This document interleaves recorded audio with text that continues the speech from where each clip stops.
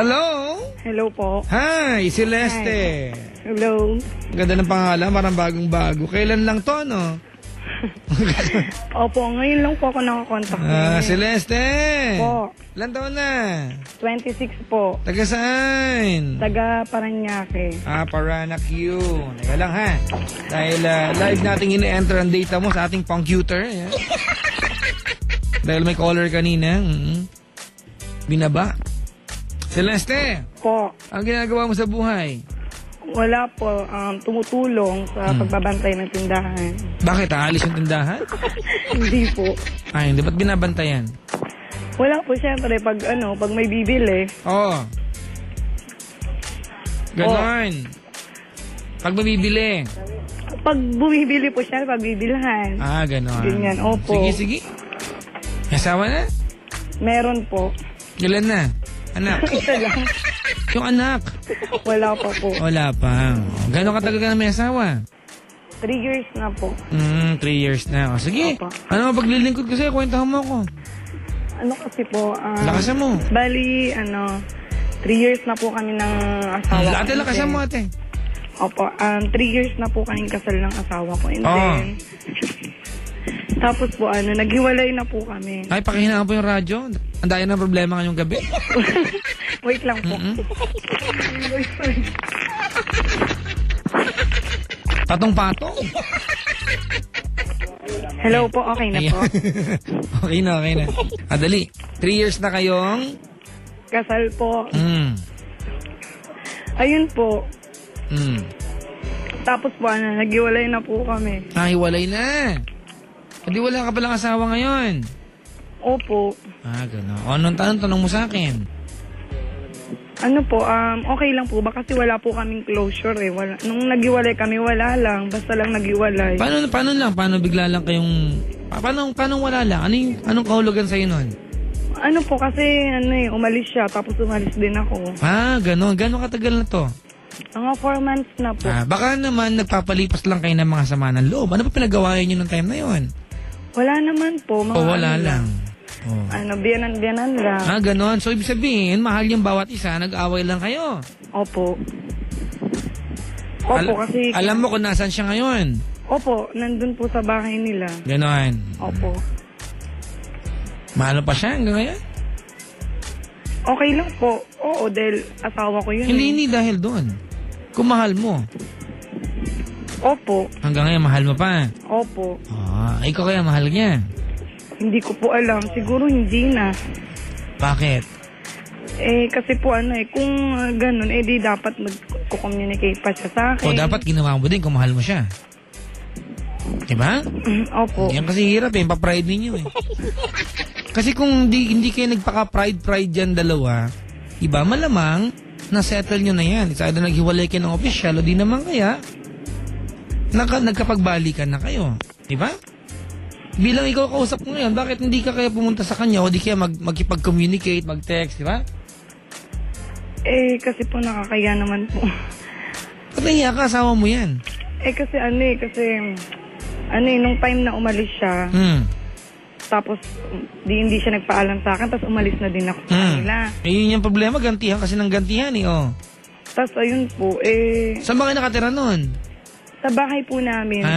Sa may Bicol kami nakatira noon. Sa Bicol? Opo. Nung umalis siya, saan siya nagpunta? Doon po sa may ninong namin ata sa kasal. Kumbaga ilang bahay lang ang pagitan? Malayo-layo din po. Mga isang tricycle, ganon? Mga 2 sakay. 2 sakay. Imbis na gumawa ka ng paraan para malaman kung anong mali sa pagkasama ninyo, ang ginawa mong solusyon, umalis din ng bahay. Opo, kasi... Mahusay nga yan, magandang solusyon yan. Hindi po kasi... that time po kasi pumunta siya sa bahay namin. And then, sabi niya sa nanay ko, ganun, ayaw na daw niya, ganyan-ganyan. Sinasoli na daw niya ako sa nanay niya. Ay, sa nanay ko. Ganon. Oo. Ano yung tanong mo sa akin ngayon? Ayun po na, kung okay lang po ba na mag-letting go na ako sa kanya, gano'n. Mag-letting go? Opo. Tapos yan. Ayun po. Ganito, total, ang problema lang naman sa inyong dalawa ay communication, tama? Opo. Total, ang problem naman sa inyong dalawa ay walang komunikasyon, walang nag-i-initiate ng communication. Opo. Okay, para malaman natin kung talagang dapat ka na mag-move on, bakit hindi ka makipag-communicate sa kanya? Isang tabi mo muna yung pride na meron ka, itapon mo muna. Diba? Kung ang katumbas naman ng paglunok ng pride mo, yung katiwasayan ng utak mo na baka pwede ka na mag-move on. Diba? Opo. O, ba't di mo gawin? Hindi yung, diba, hinahayaan mong lumipas yung araw na ang kailangan lang na mag-text ka, tumawag ka para malaman yung totoo. Diba? Pero that time po kasi Papa Jack na na maghiwalay na kami. Nakiusap pa po ako sa kanya na kung pwede. Kasi nung mga time na yun, baka galit kayong parehas. Pag galit siya ang lang, opo, siya lang po yung galit. kung galit siya. Pag galit ang tao, alam mo naman pag tayo yung mga galit, diba, hindi tayo gumagawa ng desisyon na tama. Diba? Ang mga desisyon natin, sablay lagi, tama? Opo. Oo. O ngayon, ang pinakamagandang gawin niyo, mag-usap kayong dalawa, ha? Kung talagang wala na, at least marinig mo sa kanyang tapos na lahat. Eh kung talagang babalikan kayo, gawin nyo na sa lalong madaling panahon kasi sinasahin nyo ang oras. Okay? Opo. Ano pangalan ni Mister? Jerry po. Jerry. Apelyido. Ay, wag na lang po. Bakit ayaw mo? Asawa mo naman. Ayun na. Para makarating sa kanya, pinag-usapan natin. Nakakaya po. Ba't nahiya ka? Asawa mo yan. Yan kasi minsan nahiya tayo na walang kadahidahilan. Sige nga, ba't ka nahiya? Wala. Kasi ano po malay mo may kasama na siyang iba. Diba? Malay mo. Paano pag wala? Sige nga. Hindi ko rin po alam. Ayun. Puro kasi hinala. Adik ka ba? Sige, dali. Ano ang apelyido? Ano lang po. Initial na lang po. May sus. Apelyido. Serrano po. Tinutulungan kita, ate. Serrano po. Ha? Serrano. Oh. Jerry Serrano. Opo. O kaano paano Serrano to? Hindi ko po alam eh. Baka mag-anak niya yun. Baka po. Baka no? Oo. Si Jerry Serrano ng Bicol. Opo. Ako nakaantabay siya. Anong gusto mo sabihin sa kanya?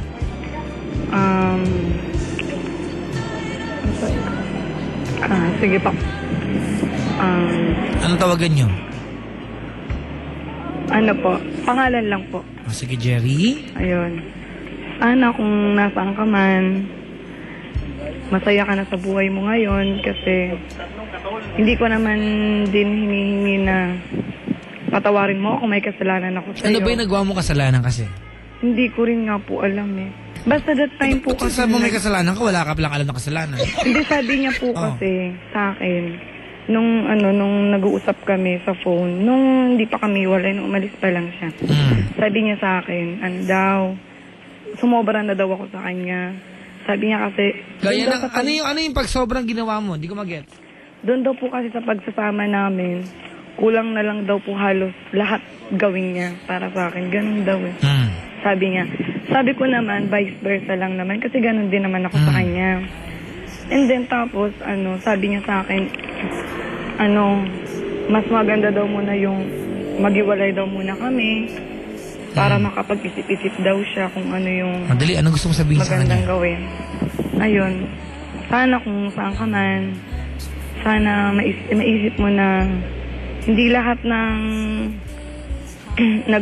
hindi lahat ng tao hindi nagbabago. Alam ko sa sarili ko na nagbago na ako. Lahat naman ng pagsasama